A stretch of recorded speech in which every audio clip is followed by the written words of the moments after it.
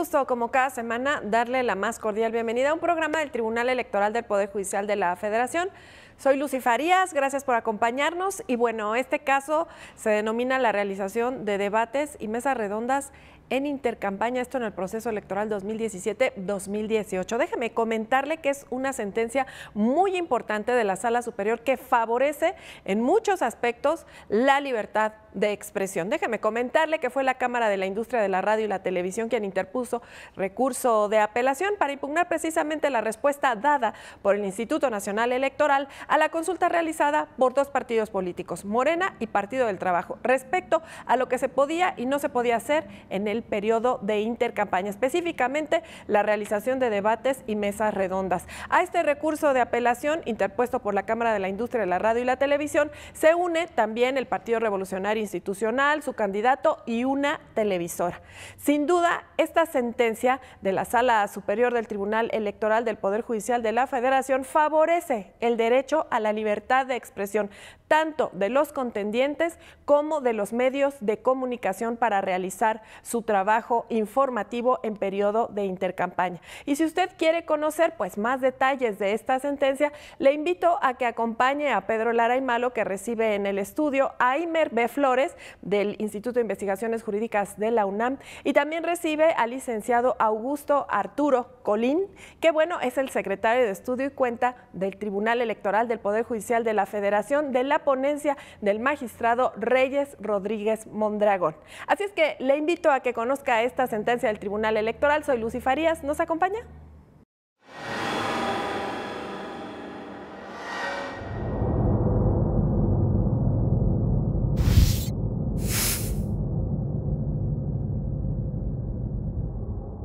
¿Qué tal? Sean todas y todos bienvenidos a su programa La Sentencia Debate del Tribunal Electoral del Poder Judicial de la Federación.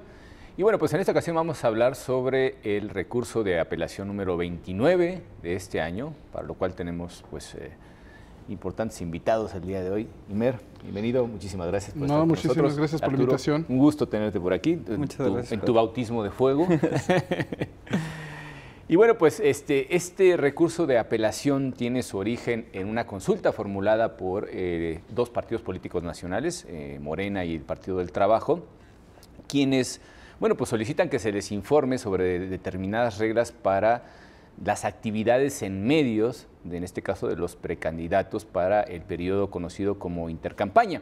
Y precisamente contra la respuesta que después fue emitida en forma de acuerdo general del Pleno del Consejo General, se impugna ante esta Sala Superior por diversas razones, pero básicamente, porque se considera que el Instituto ha transgredido, digamos, los límites de su potestad para regular determinadas cuestiones. Y cuéntanos un poquito qué es lo que plantean precisamente en esta consulta los dos partidos políticos nacionales y básicamente qué es lo que inconforma a, en este caso, tenemos a empresas que son concesionarias de radio y televisión. Tenemos a un candidato, en este caso precandidato todavía, formalmente hablando, y en propiedad, es un precandidato a la presidencia por el Partido Revolucionario Institucional y el propio Partido Revolucionario Institucional. Entonces, un poco para que nuestro público, Arturo, conozca los antecedentes del caso, cuéntanos un poco cómo llegas a la superior. Claro que sí, Pedro. Pues como comentas, todo esto deriva de una consulta realizada por dos partidos políticos. En sí la consulta versa sobre distintas cuestiones relacionadas con el periodo de intercampañas. Creo que el punto relevante del asunto es la interrogante 2 de Morena, que también la formula el Partido del Trabajo en el sentido de qué pueden hacer los candidatos electos por los partidos políticos en este periodo en cuanto a la posibilidad de interactuar con los medios de comunicación, si pueden realizar debates, si pueden hacer mesas de opinión, en qué términos pueden participar.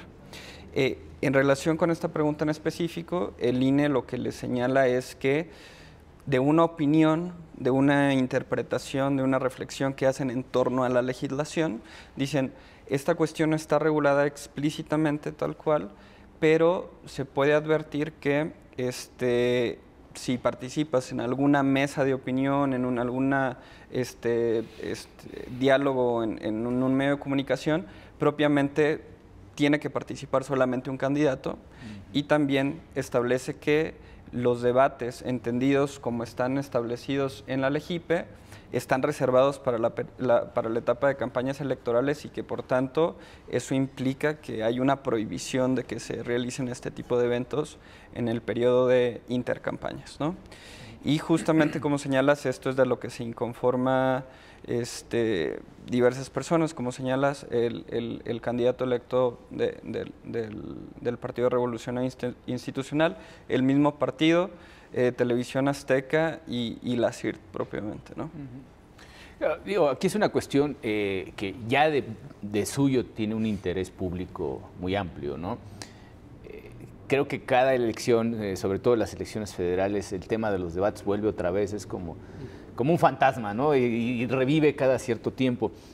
Detrás de todo esto lo que subyace, pues finalmente es el interés de la ciudadanía por conocer las propuestas, las posturas políticas, aquellos temas que evidentemente cualquiera que llegue a ser gobierno pues serán de trascendencia para la población en general. Y es un tema pues que se ha retrotraído, se ha jaloneado. ¿En dónde estamos desde tu punto de vista, Imer? O sea, es decir, los debates son algo deseable desde el punto de vista general y creo que el público lo reclama, pero jurídicamente, ¿en dónde estamos? Bueno, déjame nada más agregar una nota al tema de antecedentes que ya nos recordaba Arturo y bueno, de entrada agradecer otra vez la invitación a estar aquí en el programa. Lo disfruto yo mucho, espero que todo el mundo lo disfrute. Agregaría yo nada más una cosa en la parte de la respuesta que da el INE.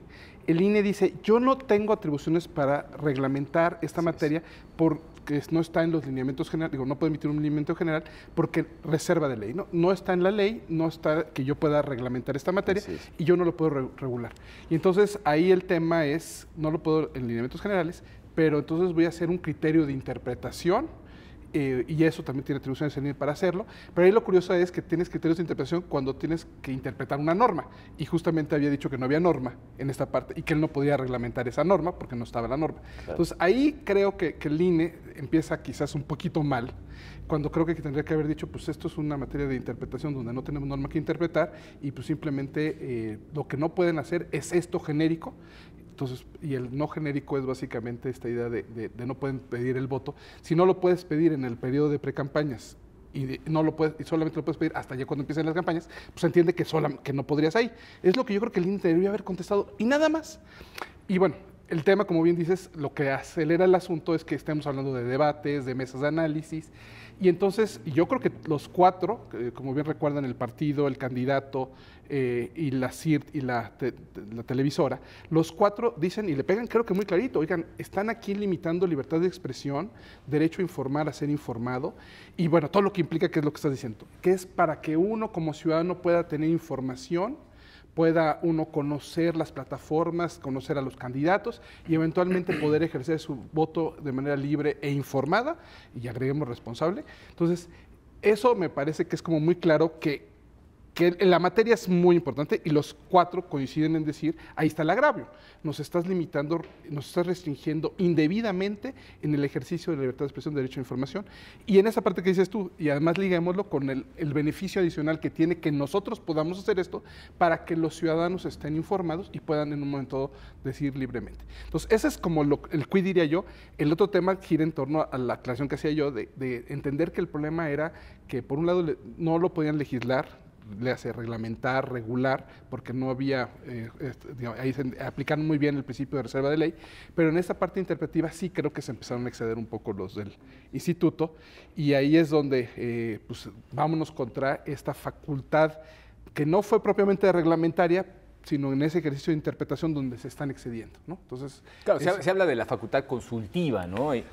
Y que obliga al final de cuentas a todas las autoridades, no solamente en el caso del Consejo General o del propio instituto en términos más amplios, pero pues están obligados a dar una respuesta. Y en función también, no solamente de la interpretación de las leyes, que creo que aquí es donde está el meollo del asunto, hasta dónde realmente, no habiendo un cuerpo legislativo en sentido estricto, emitido por el legislador ordinario, hasta donde los principios, por ejemplo, pueden alcanzar para hacer una interpretación más o menos general de un panorama que se plantea como problemática, pues que en cualquier momento además se va a dar.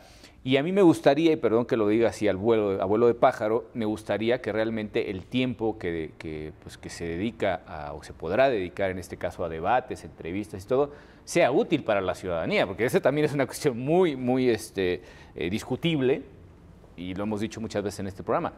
El mayor problema no es que se les dé espacios a los partidos políticos o se les quite en ese ámbito restrictivo, digamos, de derechos, sino también cómo aprovechan el tiempo para transmitir información útil a la ciudadanía para la toma de decisiones, ¿no? Y creo que aquí se hacen algunas consideraciones interesantes, sobre todo conociendo los planteamientos que llegan a la Sala Superior a manera de agravios, que es exactamente lo que nos dicen. Creo que pues básicamente hay dos líneas principales, por lo menos en lo que atañe a la sentencia de mayoría, porque también tenemos un voto particular muy interesante, creo yo, analiza algunas cuestiones diferentes y parte, pues finalmente, de otro de los agravios, ¿no? Cualquiera de ellos, desde mi punto de vista, podía haber invalidado el resultado de ese acuerdo emitido por el Consejo General, pero bueno, pues en este caso, ¿qué es lo que plantean el partido, y en este caso, pues tanto la CIRT como Televisión Azteca y el candidato? Claro, pues hay diversos argumentos. Yo me centraría en dos temas, como lo adelantó Imer. Uno, señalan propiamente que no tenía facultad reglamentaria el Consejo General en esta materia, ¿no? Que se excede en el ejercicio de esta facultad reglamentaria. También sostienen que propiamente no tenía potestad de emitir esta opinión en cuanto a estas cuestiones en concreto, y también alegan que con el criterio interpretativo que establecen o con el lineamiento que establecen, se inhibe, ¿no? Se inhibe el ejercicio de la libertad de expresión, se inhibe la posibilidad de hacer ciertas actividades periodísticas en perjuicio, como señalan, de un voto más informado de la ciudadanía. Y en relación con estos puntos, pues cabe destacar que, como ya lo adelantabas, que justamente el Consejo General del INE reconoció tal cual que él no tenía la facultad reglamentaria, ¿no? Él no tenía, o por lo menos su facultad reglamentaria no podía ejercerse en cuanto a este tema en lo particular, porque no había alguna disposición legislativa que detallar en ese sentido, ¿no? Entonces, justamente en relación con ese argumento, lo que la Sala Superior responde es que propiamente no se implementaron lineamientos generales y vinculantes para los actores políticos, ¿no? Propiamente no tienen un efecto de reglamentación, pero esta opinión, por ser tú el órgano superior de dirección en la materia, por estar en esa posición, porque también dijiste que harías extensivo esta opinión a todos los actores, aunque solamente dos te la habían solicitado, porque se publica en el Diario Oficial de la Federación este acuerdo. La Sala Superior reconoce que este criterio puede tener un efecto inhibidor, ¿no? Claro. Disuasivo, digámoslo así, ¿no? Sí, efectivamente. Y precisamente por eso considera pertinente clarificar la situación. Claro. Aquí hay otra cuestión que me resulta muy importante resaltar, y es el hecho de precisamente que la autoridad tiene una autoridad no solamente jurídica, sino también, digamos, lo moral, ¿no? Y esto, pues, al final no deja de ser una opinión que trasluce la manera en la que puede llegar a resolverse una cuestión. Creo que en este caso se aparta muy bien el instituto al decir, yo no puedo reglamentar esto porque no tengo una ley precisamente para desarrollar esa reglamentación, pero te voy a decir lo que yo opino de las posibilidades que hay aquí, ¿no? Y bueno, pues creo que de alguna manera está un poco entre la espada y la pared del instituto, porque le hacen una consulta formalizada, y él dice, bueno, pues primero creo que se preguntará, ¿le contesto solamente a estos dos partidos y los demás ni por enterados? ¿O lo hago de conocimiento más amplio a través de la publicación de dicho acuerdo del Consejo General? Y me resulta difícil pensar en un punto intermedio, ¿no? Es decir, tienen la obligación de responder en virtud del artículo 8º constitucional, si están obligados a dar una respuesta, cualquiera que ésta sea. Pero por el otro lado, pues también en ese ejercicio de cierta autoridad moral, pues puedo disuadirlos de participar en este tipo de acciones, ¿no? Debates, entrevistas, mesas redondas, en fin. Y todo esto me hace pensar sobre todo en la etapa en la que precisamente se presenta esta problemática, porque sabemos las etapas de intercampaña, en teoría, y esto es puro deber ser, ¿no?, pues pertenecen a los propios partidos o a las coaliciones para decidir al interior quiénes van a ser formulados realmente, postulados, perdón, como candidatos, ¿no? Entonces, en esta etapa, la lógica de la legislación implicaría que debería de haber una competencia interna en los propios partidos, cosa que no se ha dado. Y ahí es donde creo que empieza el problema, ¿no? Porque mientras los partidos, en teoría, deberían estar en una etapa en la que al interior de sus organizaciones discuten quiénes van a representarlos en elección, pues ya ahorita a esta altura ya lo sabe todo el mundo. Son candidatos únicos, candidatos de coalición y candidatos de partido únicos, que desde el principio pues ya están perfilados como si fueran los candidatos. Ahora bien, ¿eso implica que ya pueden desenvolverse como candidatos? Es una pregunta. Uy, bueno, son muchos temas los que están ahí. Ahí me encantó que, y eso creo que es un buen punto que hay que tenerlo muy fino, ¿no? Tenemos estos periodos, y digo, estamos sobreregulados en materia electoral, tenemos precampañas, intercampañas y campañas. Y entonces esto creo que tú lo pones muy clarito, así como para hacer un corte de caja, ¿no? Precampañas, ahí también tenemos todos los aspirantes, quieren ser candidatos, aspiran a ser candidatos. Un periodo de campañas donde ya va a haber candidatos y este periodo, como dices tú, para decidir, definir, registrar. Entonces, bueno, entonces eso me parece muy sensato, así como lo pones los tres cortes. Ahí el tema es que este periodo, ¿para qué debería servir? Bueno, y qué tanto la prohibición es que no vayan ni pidan el voto. Por eso decía yo que eso me parece como muy claro, que había que extender el mismo criterio de precampañas a este momento y no a la inversa, no de campañas hacia intercampañas. Claro. Porque además, y eso es un argumento que está por ahí, a mí me parece muy interesante, concretamente la televisora dice, es que aplicaron tal artículo y ese artículo es inconstitucional, deberían desaplicarlo, ¿no? El 304. El 307. 304, fracción primera del reglamento de elecciones.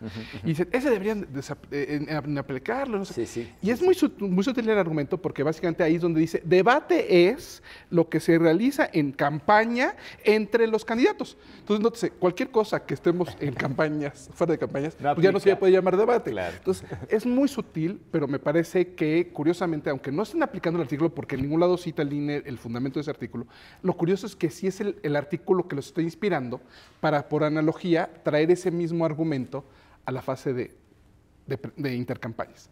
Y me parece que ahí también se están excediendo. Se les olvidaron los principios más básicos que tenemos en el derecho. Dicen, ¿no?, que para las autoridades lo que no está expresamente permitido les está prohibido, pero para los ciudadanos lo que no está expresamente prohibido se nos está permitido. Entonces, ahí para las televisoras, para la Cámara, ¿no?, de radio y televisión, para el partido uno y el candidato, ¿no?, que están buscando, pues, oye, eso no les está prohibido, eso les estaría permitido porque no está claramente prohibido. Entonces ahí es donde me parece que el INE se excede, y a mí me parece otra vez muy sutil que si fue en un ejercicio de una facultad reglamentaria, él mismo dijo que no, porque no tenía facultad para lineamientos generales. Pero la forma en cómo se frasea la consulta, el criterio de interpretación, dice, un criterio de reflexión e interpretación, algo así dice, sí genera estos efectos generales por la forma en que lo frasearon. No puedes hacer... Y su publicación en el Diario Oficial de la Federación creo que también... Digo, si se lo hubieran quedado como dices tú, como nada más respuesta en derecho de petición a quien me preguntó, te digo tal cosa, ahí quizás ahí me hubiera muerto la cosa. Pero sí, me parece que por la puerta de atrás estaban metiendo una norma con efectos generales diciendo no puede haber debates y no puede haber mesas de análisis con más de uno de los con un candidato. Y eso me parece que sí fue completamente excedido. Y te digo, me gustó cómo pusiste las tres fases, cómo trajeron una regla que claramente va para una fase, la regresas como para las otras, donde quizás no tendría que aplicar el principio opuesto. Claro. Entonces, pero eso es parte del problema que tenemos de esta paradoja de estar sobreregulados, ¿no? Estamos sobreregulados y las cosas que luego no están expresas, pues ¿cómo las entiendes? Bueno, ¿cómo las...? Entonces, ahí creo que tenemos un problema que también habrá que ver. Yo creo que tú, Arturo, seguramente conocerás de manera muchísimo más puntual la mecánica, digamos, del razonamiento de la autoridad administrativa, porque a mí no me parece que esto haya sido nada más un capricho de los consejeros. Seguramente, pues en este caso, en el informe circunstanciado que presentó la autoridad responsable, debe de haberse desarrollado algún tipo de análisis, alguna reflexión respecto de por qué introducen dos prohibiciones, incluso admitiendo que pues, no tienen esa facultad reglamentaria porque no hay una legislación que lo permita. Claro. Sí, bueno, de lo que se aprecia del acuerdo es que el INE señala los debates entendidos como están contemplados en la LEGIPE están prohibidos para las intercampañas, ¿no? De eso yo creo que se puede dar un entendimiento en el sentido de que pues, se puede hablar de debates en sentido estricto, o sea, entendidos como debates electorales, debates con fines propiamente electorales, que eso sí se regulan en la LEGIPE y que, como bien se señala el INE, están reservados para la etapa de campañas electorales.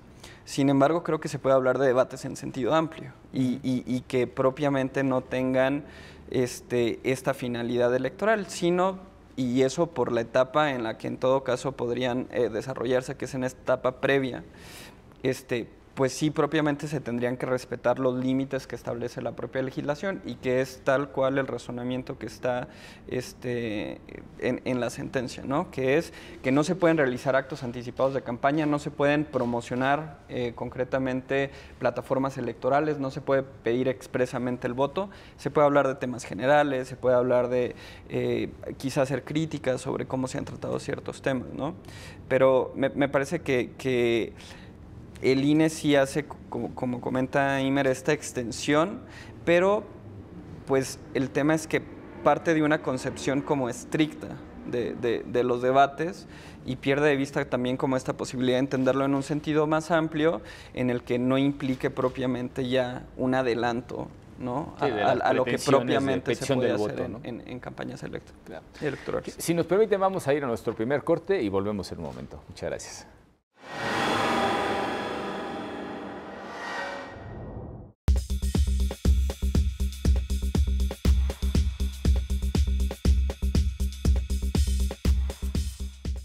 Tus derechos políticos son derechos humanos. El Tribunal Electoral del Poder Judicial de la Federación los protege y tutela mediante la impartición de justicia electoral abierta. Cada sentencia del Tribunal Electoral del Poder Judicial de la Federación contribuye a protegerlos y fortalece los principios que rigen los procesos electorales. Tribunal Electoral del Poder Judicial de la Federación. Justicia que da certeza a la democracia.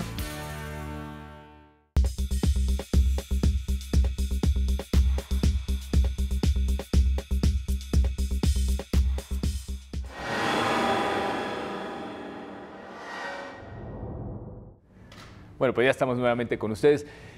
Se planteaba una cuestión de sumo interesante desde mi punto de vista, y es el hecho de que podemos pensar en un esquema, digamos, previo, en este caso, que sería el de precampañas, y podemos pensar en un esquema posterior, que es el de las campañas. El problema es que la interpretación de la autoridad administrativa electoral parece cruzar elementos de unas y otras, ¿no? Porque efectivamente la legislación solamente habla de candidatos y por tanto, pues al hablar de candidatos significa que ya están registrados y por tanto estamos hablando de la etapa de campaña.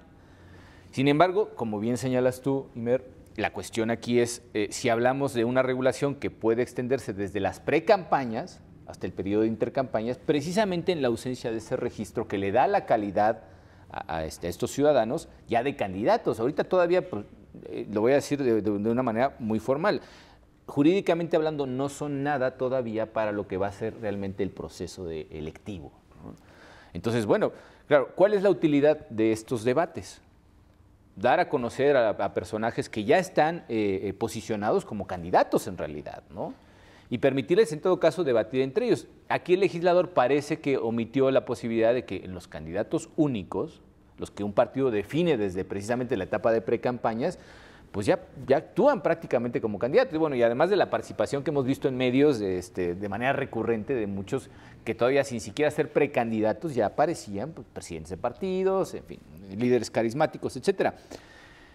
¿Qué es lo que en este caso se responde precisamente en la sentencia respecto del planteamiento de esa facultad cuando el propio instituto se está apartando desde el principio? Dice, no, yo no estoy regulando, estoy emitiendo una opinión interpretativa resultado de la potestad que tengo para responder a las consultas y la obligación también por vía del artículo 8º constitucional para responder a estas preguntas. Entonces, ¿qué es lo que realmente se dice respecto de esta facultad reglamentaria cuando el propio instituto primero se separa desde el comienzo de todo y dice, no estoy reglamentando nada? ¿qué le contestamos en este caso a los recurrentes? Sí, bueno, ahí como lo señalaba, tal cual en la sentencia se dice que esto propiamente no es reglamentación, ¿no? Que es una opinión. Pero además, y esa es la parte de la postura de la mayoría, sí se establece que el INE ni siquiera tenía la potestad de responder a la opinión en los términos en que lo hizo. Claro. ¿Por qué? Porque, como ya dijo, no tenía la facultad reglamentaria. ¿Por qué? No podía emitir un acto formal y materialmente administrativo en materia de debates en intercampañas. ¿Por qué? Porque no había una disposición en ese sentido. Y también porque propiamente el INE no atendería cualquier eventual procedimiento sancionador que se pudiese generar derivado de alguna ilicitud en esta etapa, ¿no? Entonces, haber declarado ya una postura tan tajante, ¿no? Exacto. Entonces, ahí sí, si bien está el derecho de petición reconocido en el artículo 8 de la Constitución, sí se acota en la sentencia en el sentido de que tú, INE, sí puedes atender estas peticiones, sí puedes hacer estas opiniones, pero te tienes que ceñir a las cuestiones que están en el ámbito de tus atribuciones. Es decir, tú no puedes emitir una opinión sobre algo que en realidad tú en ningún momento vas a atender. Hay otros presentes en los que sí efectivamente se han atendido y se han verificado la validez de opiniones respecto al cumplimiento de cierto requisito de elegibilidad o algunos aspectos, pues sí que son cuestiones que eventualmente tiene que pronunciarse el INE al respecto, ¿no? Entonces, me parece que también vale la pena resaltar esto, o sea, que en la sentencia, en la postura adoptada por la mayoría, tal cual se señala que la opinión no se podía emitir en esos términos por el INE, porque no podía pronunciarse sobre el tema, y que me parece que eso es también por lo que se separa un poco de la posición de la minoría, que ellos sí entran en plenitud de jurisdicción a responder de manera distinta a la opinión, y la mayoría entiende, bueno, es que yo no puedo hacer ese pronunciamiento en plenitud de jurisdicción porque ni siquiera se podía responder propiamente el tema materia de la consulta. Déjame entrar sobre ese mismo punto para aclarar una cuestión, un par de cuestiones que están... la decisión es por unanimidad. Exacto. Los 7 magistrados están de acuerdo en que el sentido del... Y sí, al interior de eso hay la postura que domina, que es la postura, digamos, del tribunal, que la reflejan, creo que son 4 de los 7. Así es. Y hay la otra postura que es un voto concurrente que firman 3 de los... Entonces, esa sutileza, porque los 7 están de acuerdo en el INE se excedió, se está un efecto inhibidor, se está poniendo en peligro la libertad de expresión, derecho a la información, la decisión libre e informada, todo eso está en cuestionamiento, ¿no? Entonces, eso, nada más como para aclarar un poquito, pero me parece muy bien que hay que precisar esta cuestión. Básicamente, ¿qué le pedían a la autoridad, en este caso al tribunal, qué le pedían, ¿no? Entonces, ¿qué opciones habían? Entonces, dentro de los 4 recurrentes, el PRI y el MID, candidato del PRI, decían que se necesitaba que se hiciera una modificación por la vía de una sentencia interpretativa. Entonces, eso a mí me parece que era un poco excesivo. La otra decisión, que es la que toma el tribunal, es la que prevalece, es la de que se tiene que revocar el acuerdo del INE, del Consejo General. De manera lisa y llana. Lisa y llana, y con ese efecto es suficiente, porque lo deja sin efecto, todo lo que dijeron se queda sin efecto. Entonces, eso bastaba y me parece que como recurso era lo procedente, era lo técnicamente correcto. Capto y esta idea de que debían entrar un poquito más y hasta dónde. Entonces, yo suelo decirle a mis amigos, a mis alumnos, que siempre hay más de una posible respuesta, pero sí creo que siempre hay una que es la correcta. O sea, ¿cuál de las... Técnicamente podrían haber hecho cualquiera de estas opciones, pero me parece que la de revocar lisa y llana es técnicamente la correcta. Ahora, del voto concurrente, creo que hay cosas muy relevantes que habría que también de tratar de desmenuzar, ¿no? Entonces, sí, ellos entran a una plenitud, entonces empiezan a hacer ya un catálogo de qué es lo que tiene que hacer todo el mundo, qué es lo que... Y entonces, yo creo que con una lógica correcta, porque ellos entienden bien esta idea del principio pro persona, que como con la reforma a la Constitución en materia de derechos humanos del 10 de junio del 2011, cómo tendríamos que entender, que tendríamos que ir a buscar la interpretación más benéfica, y aquí la interpretación que dio el INE era completamente restrictiva y bastante perjudicial, cuando quizás tendrías que haber adoptado otra interpretación más benéfica. Ahora, esa parte del voto concurrente me parece bastante defendible, bastante correcta, y sí, pero sí siento que ya una plena jurisdicción, y ponte tú casi, ahora a legislar, estás generando parte del problema, aunque el sentido que adoptaron ellos era como el correcto al haber adoptado lo exactamente opuesto de lo que estaban el INE haciendo, ¿no? Entonces, pero sí me parece que técnicamente bastaba con revocar el acuerdo, así liso y llano, y dejarlo muy clarito. Insisto, a mí me parece que lo que tendría que haber dicho el INE originalmente, lo que debió haber contestado era lo que no pueden hacer es lo que no pueden hacer nunca, que es, digo, en la parte de precampañas, no al revés, no en la de campañas, ¿no? Sí, Jala lo de la de precampañas, es decir, no puedes todavía pedir el voto, no puedes hablar bien o mal del otro, o sea, tienes que ceñirte a proponer, a dar ideas, etcétera, etcétera. Ahora, lo más curioso del asunto es que en todo este periodo de intercampañas no hubo debates, no hubo mesas redondas con los candidatos, pero bueno, a mí me encanta a veces estar de ocioso y la discusión me parece buenísima, ¿no? No, bueno, mira, yo creo que ya como dicen las abuelas, hablando en plata, pues el interés, por ejemplo, de la CIRT pues era simple y llanamente tener un foco para atraer público y poder vender publicidad. O sea, no nos equivoquemos, aquí no interesa realmente un debate, porque si interesara ese debate a los medios de comunicación ya se habría hecho. Insisto, yo sigo poniendo el dedo en la llaga porque hasta ahora poca información útil para la ciudadanía han brindado los medios, y estoy hablando de las elecciones justamente anteriores.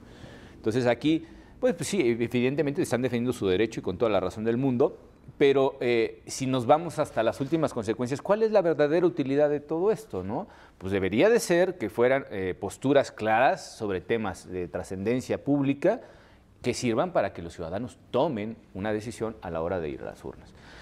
En este caso, bueno, pues tenemos la laguna legislativa que no permite regular de manera muy específica estas.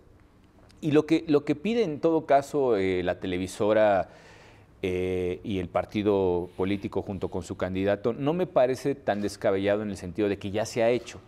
Pasó con la falta de regulación del artículo 6º constitucional, pasó con la falta de regulación del 134 constitucional. Desafortunadamente, las autoridades jurisdiccionales, particularmente la Sala Superior, que es la última instancia en la materia, pues tienen la obligación de brindar certeza en la medida de lo posible, ¿no? Y digo en la medida de lo posible porque a veces que no tienen absolutamente nada. Este tribunal empezó a hacer control de convencionalidad en 2007, 4 años antes de que efectivamente se reconociera la jerarquía normativa de los instrumentos internacionales.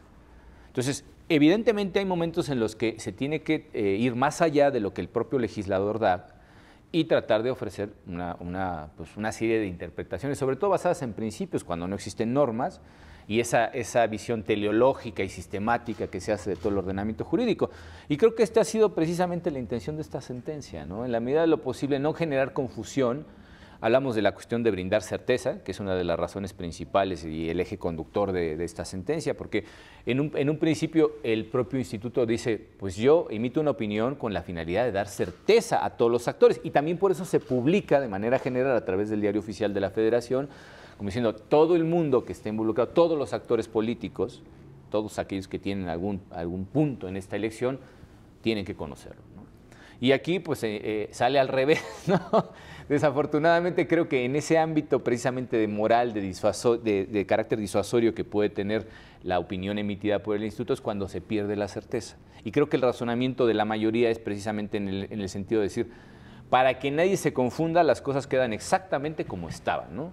Me imagino que eso es un poco el razonamiento. Sí, tal cual. Y hablando, como tú señalas, de estos principios, la postura de la Sala Superior parte del principio de legalidad y del derecho a la libertad de expresión, entendido pues como principio, y también en cierta dimensión estaría el derecho del electorado, ¿no?, a ser informado adecuadamente. Entonces, propiamente, al no haber una regulación expresa, al no haber una prohibición expresa, que esa es la dimensión del principio de legalidad, pues en aras de garantizar, favorecer el ejercicio del derecho a la libertad de expresión, del acceso a la información, pues se entiende que tal como está el marco normativo, sin esta opinión que emitió el INE, pues se entiende que está permitido realizar el ejercicio periodístico como los medios lo estimen pertinente, incluyendo debates, mesas de análisis,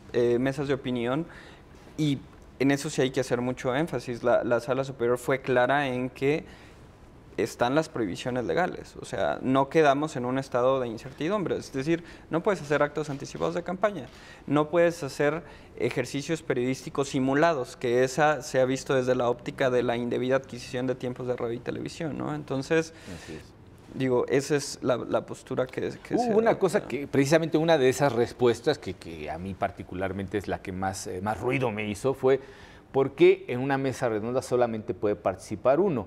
Ahí sí creo que fue un patinazo terrible porque en sentido estricto lo que se busca es tutelar la equidad, lo cual significa que si tú invitas a uno, más bien no solamente uno, sino tienes que invitar a todos, exactamente, ¿no? Al revés, ¿no? Sí, sí. Digamos, lo decía muy bien ahorita Arturo, justamente creo que está ahí muy claro el problema de qué es lo que sí, qué es lo que no. Pues ya tenemos, insisto, estamos sobreregulados en la materia, tenemos muchas cosas que claramente no se pueden. No necesitabas que el INE dijera otras dos más que no se pueden, cuando tienes todas las demás que no se pueden hacer. Entonces, obviamente esta que le pegas, creo que muy clarito el punto, me parece clarísimo, ¿no? Lo que dice la norma es que no puedes tú afectar la equidad de la contienda. Y entonces justamente parece que al revés, que lo que tendrás que hacer es tenerlos invitados a todos, y dices tú, los invitamos a todos, pero nada más vino fulano, sutano, perengano, o nada más vino uno, o nada más vino el otro, lo que tú quieras, pero mientras no hagas como simulación.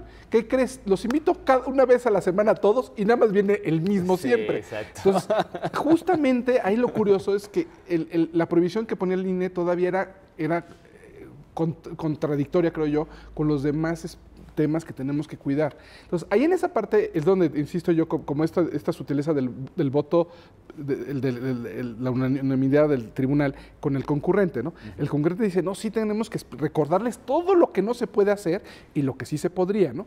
Cuando creo que ya tenemos tenemos muy claro qué sí se puede y qué no se puede, y quizás, insisto, en lugar de irlo a subirle más prohibiciones, y hacer más restrictivo y más prohibitivo el modelo, a tener un modelo pues, más permisivo, más dejemos que se debata, dejemos que se discuta. Sí, siempre y cuando no afectes la equidad de la contienda, siempre y cuando no estés simulando, siempre, como dices, no parezcan ser ejercicios periodísticos cuando son otra cosa, ¿no? Las famosas gacetillas es el típico ejemplo que o sea, ¿por qué siempre, no? Entonces, yo creo que hay mucho que también hay que en la prensa escrita se ve mucho, y es la menos regulada, ¿no? Bueno, el Internet también evidentemente todavía está pendiente de ser regulada. Si es que en algún momento se podrá regular, yo tengo mis dudas. Y por ahí curiosamente lo dicen, ¿no? Que sería como... Sí, es ponerle puertas al campo, dicen algunos, ¿no? Pero sí creo que algunas cuestiones, tratar de regularlas resulta hasta contraproducente, ¿no? Es decir, la reacción al final de cuentas tanto de los actores políticos como de la propia ciudadanía pues, apuntan por lo general en otro sentido. Ahora bien, el problema es que tenemos la presión de los tramposos siempre, ¿no? Estamos sobreregulados porque estamos plagados de tramposos y evidentemente contra los tramposos no vamos a poder. O sea, puedes poner demasiadas reglas que al final afectan a los que no hacen trampa más que a los que hacen trampa, ¿no? Pero bueno, pues digo, es una cuestión interesante de analizar sobre todo por las finalidades a las que obedece toda esta regulación. Porque no debemos olvidar la teleología, ese enfoque que al final nos dice qué es lo que se pretende conseguir. Bueno, pues informar a la población, que se haga en términos de equidad entre todos los actores políticos, que no haya una contratación de tiempos de radio y televisión que no sea a través del propio instituto. Esto también me hace pensar un poco en que al final los debates los organiza el instituto o la autoridad, en este caso administrativa competente, ¿no? Puede ser el OPLE, puede ser el propio Instituto Nacional, pero finalmente tienen que pasar por la organización de estas autoridades administrativas los debates, etcétera, etcétera. Sobre todo aquellos donde efectivamente vemos que hay una equidad de participación por parte de todos los actores políticos. Si se llega a organizar, por ejemplo, ahora en las campañas políticas, un debate entre todos los candidatos a la presidencia, como creo que está contemplado de principio, este tipo de cuestiones son un ejercicio útil para saber por dónde se pueden atajar conductas indeseables, etcétera, etcétera, ¿no? Entonces, bueno, pues sí, efectivamente nos encontramos en un ámbito sobreregulado y aquí el instituto optó por ponerse del lado de la sobreregulación, ¿no? Si nos permiten, vamos a ir a nuestro segundo corte y volvemos en un momento. Muchas gracias.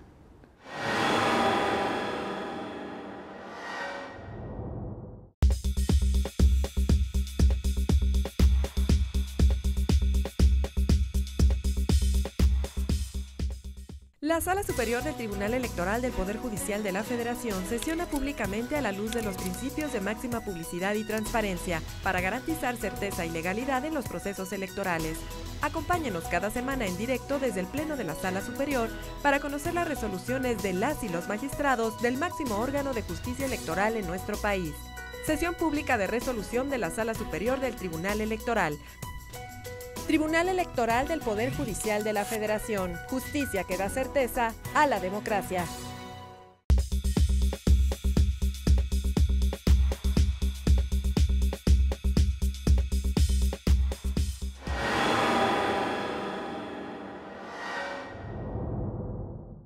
Bueno, pues ya estamos de regreso en nuestro último segmento. Y bueno, pues como han visto, hemos mezclado algunas cuestiones que tienen que ver con el voto concurrente y la sentencia de mayoría, porque evidentemente coinciden en la revocación del acuerdo impugnado. Y básicamente diría yo que la diferencia es de técnica, ¿no? Parten de un agravio distinto y al final de cuentas cualquiera de los dos hubiera invalidado necesariamente el acuerdo impugnado.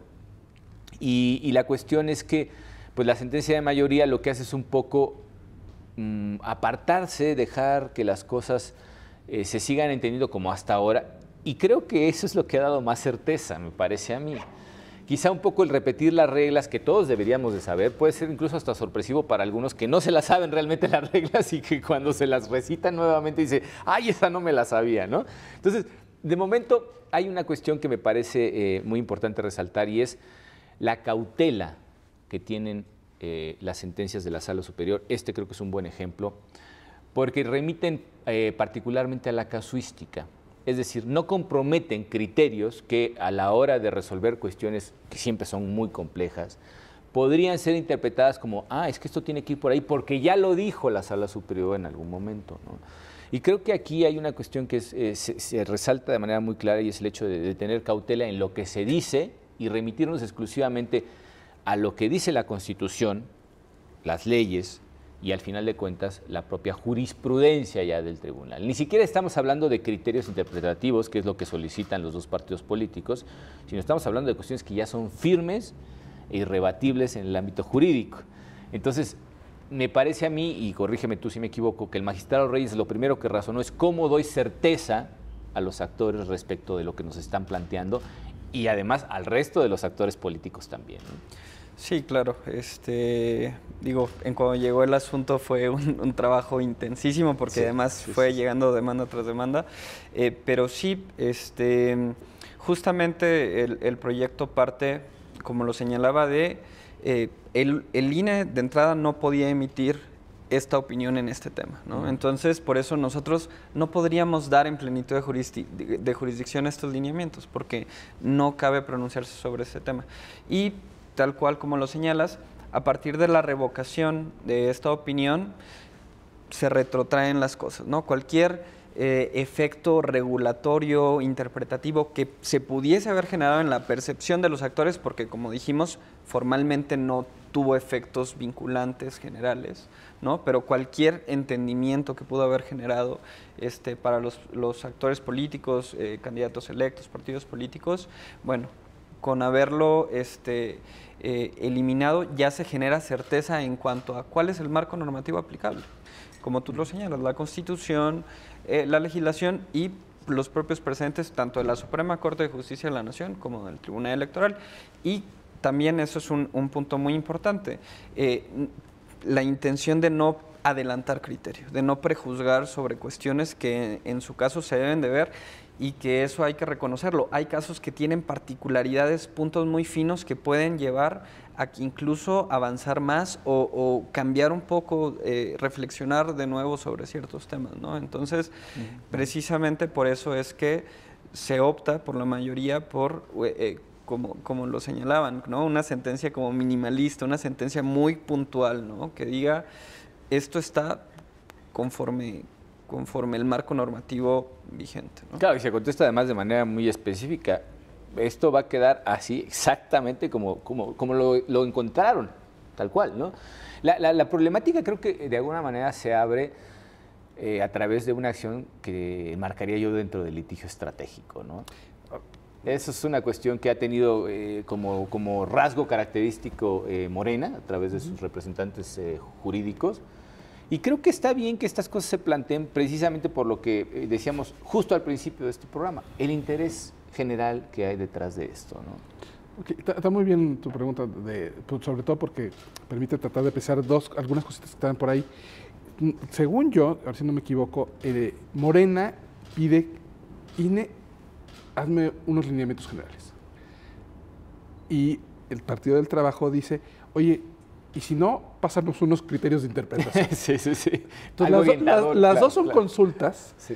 Y yo creo que un poquito eso que dice también Arturo, de cómo llegan una tras otra, ¿no? Ay, no le pusimos esto, ahora agrégale esto otro, ¿no? Entonces, como dices tú, un tanto estratégico, ¿no? O sea, yo, PT y Morena, mi candidato, quiero saber qué puede hacer, qué no puede hacer, y también estar atento qué pueden y qué no pueden hacer los demás. Entonces, aquí también no pasa desapercibido, como decimos los abogados, que estamos hablando del candidato que va liderando las preferencias y que pues quiera cuidar su ventaja y ver qué tanto tiene que exponerse, qué tanto no exponerse, y al revés, qué tanto que los otros no se expongan o que sí se expongan. Entonces, un poquito esa parte te la entiendo. Y también diría yo que mucho lo veo, bueno, también la reacción del PRI y de mí a reaccionar ante y no podemos hacer nada de esto. Espérate, yo contaba con que puedo todavía resurgir si me pongo un poco más las pilas, ¿no? Claro. Entonces, o sea, también hay un poquito de esa parte estratégico de los otros, ¿no?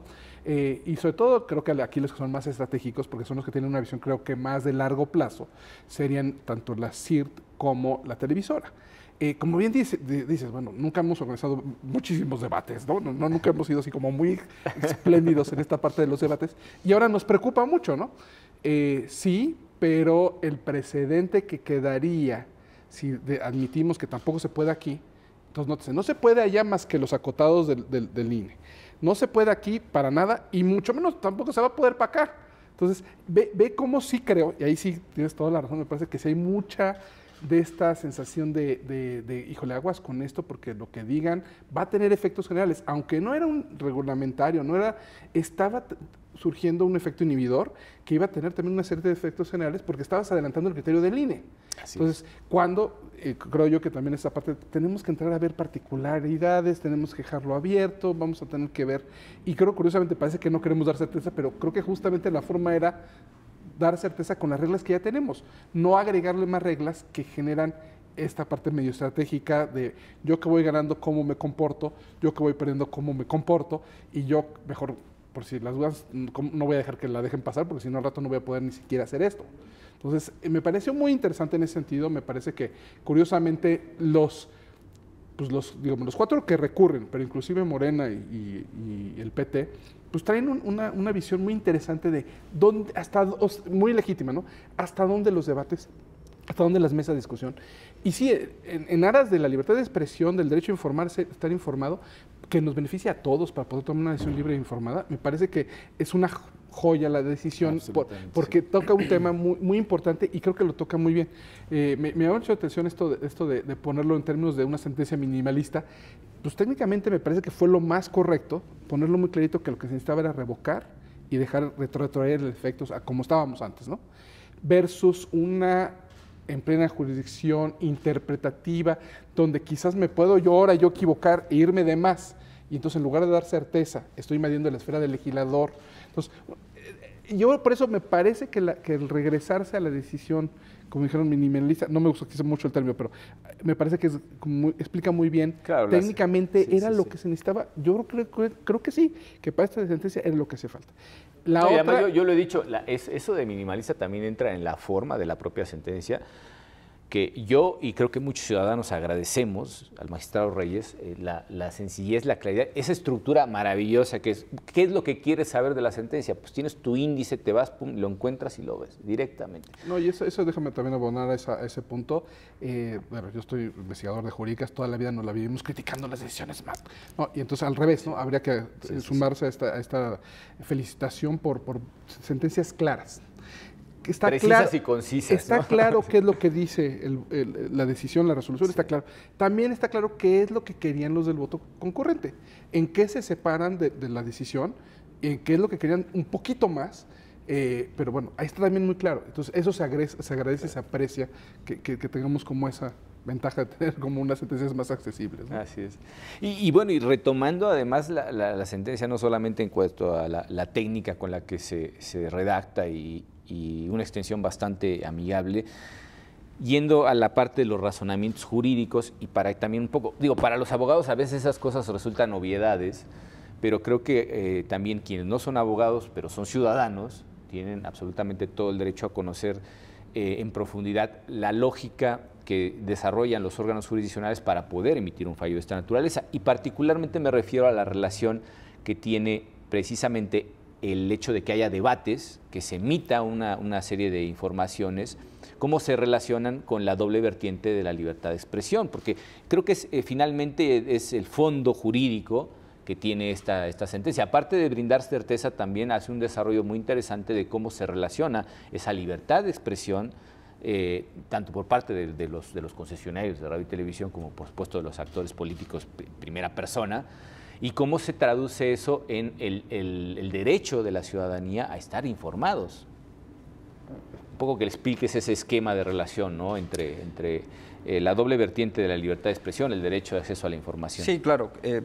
Este tema de la doble dimensión es una óptica que ha adoptado desde la Suprema Corte, la Corte Interamericana de Derechos Humanos, y obviamente se ha adoptado también por parte de este Tribunal Electoral, ¿no? Entonces implica reconocer que el ejercicio del derecho a la libertad de expresión también tiene esa vertiente de que la ciudadanía puede conocer más, puede tener ideas más robustas, puede hacerse llegar de los elementos que le permitan formarse mejor su opinión, ¿no?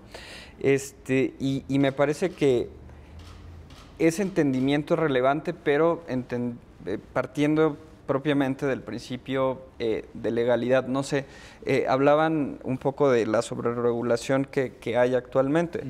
Digo, no sabemos si para los siguientes procesos es común que después de cada proceso electoral haya un cambio legislativo, ¿no? No sabemos si los actores políticos decidirán cambiar esta situación para el siguiente proceso electoral y decir expresamente en la ley, está prohibido en intercampañas realizar debates, ¿no? O abiertamente está todo permitido, ¿no? O abiertamente, no. Entonces, digo, son cuestiones que en su momento se analizarán. Me parece que es relevante que ante el marco normativo como está, se permita la libre circulación de ideas, ¿no?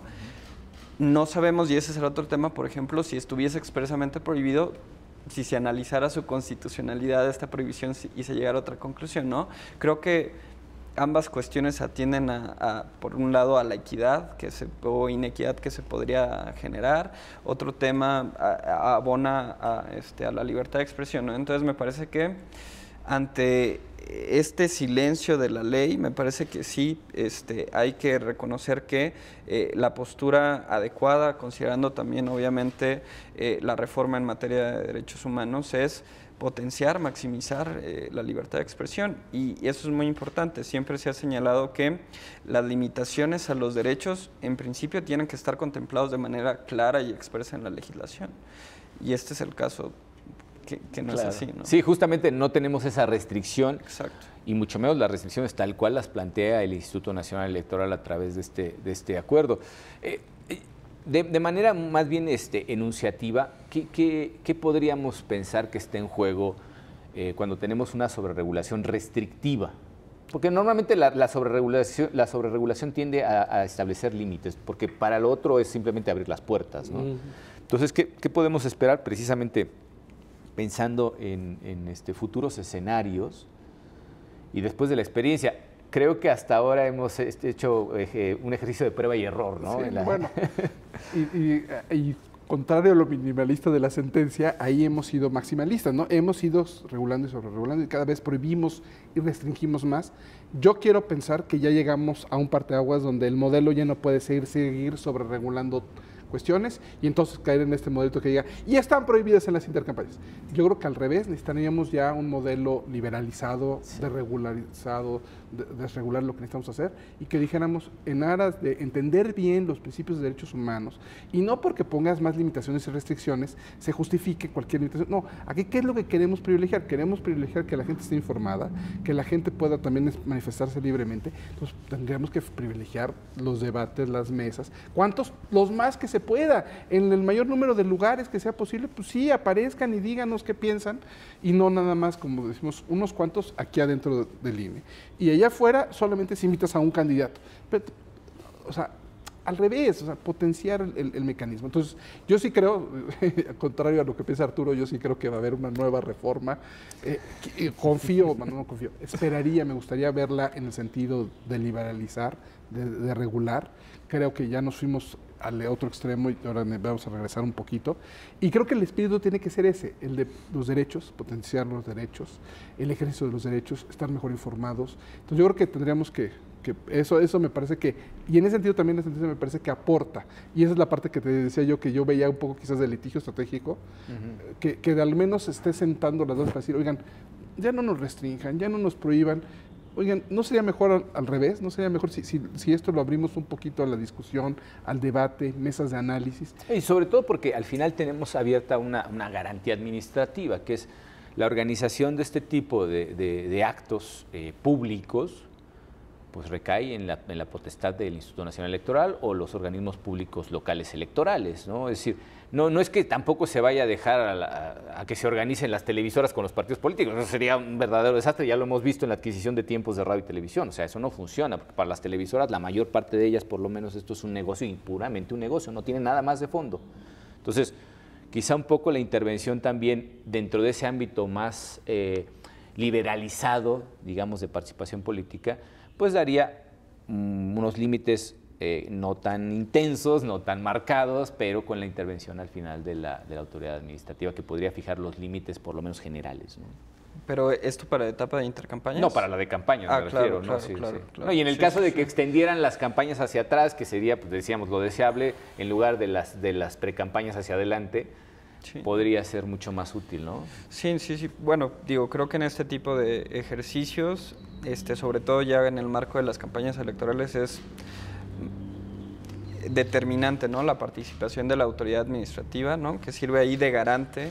O aunque sea de referee. Pues sí, sí, tal cual, sí, ¿no? para que todo se realice en un ánimo y en un espíritu de equidad y de que efectivamente el debate sirva, ¿no? Que no se estén discutiendo cosas irrelevantes, que no se centren en atacar a los candidatos, que haya un ataque entre sí, sino sobre todo abonar a discutir los temas que son de importancia para el país, ¿no? Claro, propuestas que concretas, sean útiles, ¿no? finalmente. Eso sería. Pues como siempre hacemos buenos deseos desde este programa. Esperamos efectivamente que los actores políticos den calidad a su discurso y ese debate pues sea útil para que la ciudadanía tome las decisiones que tiene que tomar el día 1 de julio. Pues muchísimas gracias por estar con nosotros en este programa y gracias a ustedes por acompañarnos a todo lo largo de su desarrollo.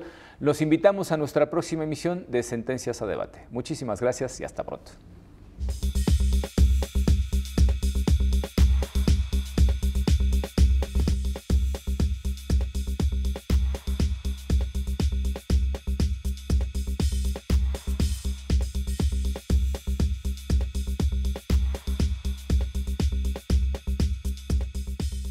La protección de tus derechos político-electorales le corresponden al Tribunal Electoral del Poder Judicial de la Federación.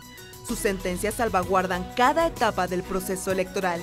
Proteger tu decisión en la urna y resolver los conflictos electorales es precisamente la función primordial del Tribunal Electoral del Poder Judicial de la Federación. Tribunal Electoral del Poder Judicial de la Federación. Justicia que da certeza a la democracia.